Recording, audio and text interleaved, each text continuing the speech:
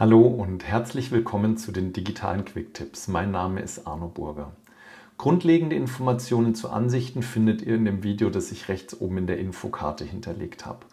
Heute geht es um ein Anwendungsbeispiel. Und zwar möchte ich die E-Mails im Posteingang hervorheben, bei denen ich in der Anzeile stehe, sodass die E-Mails, bei denen ich in der CC-Zeile stehe, in den Hintergrund geraten.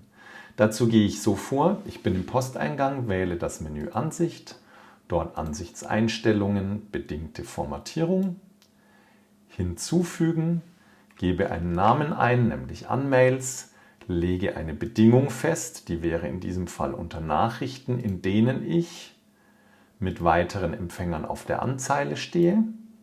Dann lege ich noch eine Schriftart fest, in dem Fall ändere ich nicht die Schriftart, sondern mache es einfach grün und bestätige mit OK.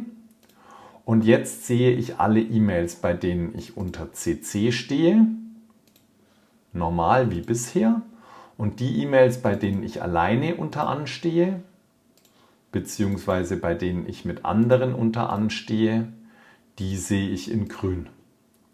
Wenn ihr diese Funktion wieder ausschalten wollt, ohne sie gleich ganz zu löschen, geht ihr wieder auf Ansicht, Ansichtseinstellungen, bedingte Formatierung und schaltet hier über das Häkchen diese bedingte Formatierung aus, bestätigt mit OK und nochmal mit OK.